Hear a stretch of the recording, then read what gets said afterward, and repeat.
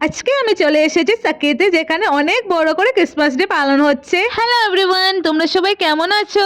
ছোটবেলা থেকে সব বাচ্চাদের মতো আমারও ভীষণ ইচ্ছে ছিল যে আমি ক্রিসমাস ট্রি সাজাবো। তোমরা কি ভাবলে আমি আমার ছোটবেলার স্বপ্ন পূরণ করার জন্য এই গাছটি কিনবো? আরে না না না, একদমই না। এখানে এত এত গিফটের সাথে গাছটি অলরেডি সেজে রয়েছে, তবে মনে ইচ্ছে রয়েছে কখনো একবার সাজাবো। যাই হোক, তোমরা কমেন্টে জানাবে যে তোমরা তোমাদের ক্রিসমাস ট্রিটা ঠিক কিভাবে সাজালে। আর ক্রিসমাস মানেই তো আমাদের সবার কাছে কেক খাওয়া, আর সত্যি কেক গুলো ছোট হলে কি হলো ভীষণ টেস্টি ছিল। আর জানো তো আজকে বাইরে প্রচন্ড ঠান্ডা, মানে আমার টুপি পরার সিদ্ধান্ত একদম ঠিক ছিল।